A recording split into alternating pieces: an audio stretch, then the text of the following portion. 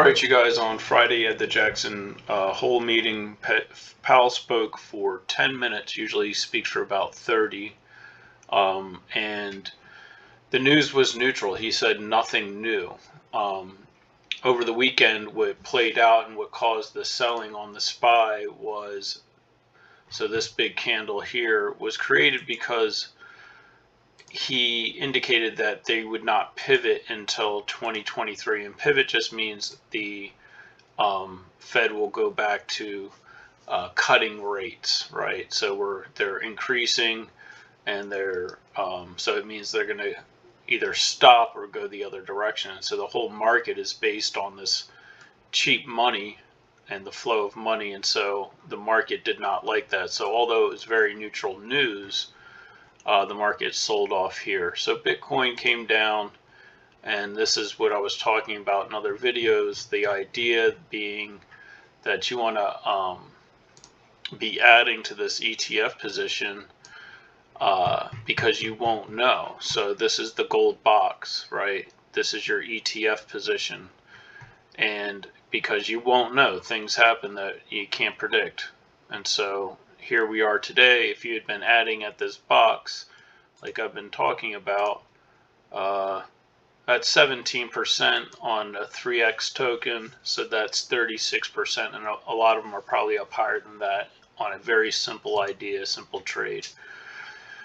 So with that being said, you have the next big news event will be in 3 weeks, and so the thing to watch for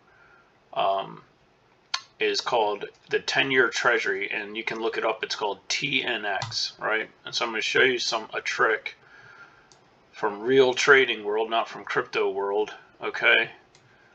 Not from these degenerates that have no idea what they're doing. So let me show you this. Okay, so this is a leading indicator for growth stocks. So the 10-year treasury, a pullback on is good, right? So this moving up is bad for tech. So you can see it moved up. So pullback in XLK is your tech sector. Up is bad for XLK tech, and it trades inverse to growth. And that's what the key takeaway. You just need to know that the TNX.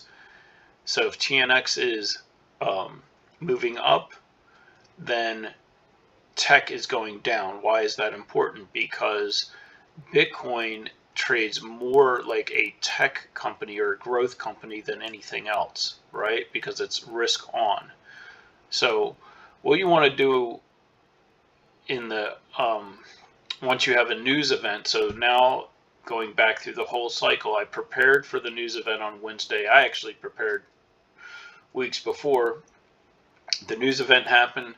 It sold off more than I thought, and now I'm looking to see what directions things are going to go. Will there be a bounce? But we're not going to have news that tells us. We're not going to have anything other than looking at these underlying factors, right? So that's what you would do as a trader, or to really get a feel for what the market is talking about. And so this is your most important indicator for Bitcoin, okay? And what you want to watch is, and set alerts for, is look, if you get a pullback here on this, then that's a front runner. This doesn't happen overnight, so you have to keep this in mind. This can pull back, and then the following 2, 3, 4 days, week later, you can get the rally out of the tech sector, right? So anyway, hope that helps. That's what to watch for. And obviously everybody knows about watching the dollar and that kind of thing, but what's really going to drive this next move is the 10-year treasury. And so pay attention to that, and I hope it helps.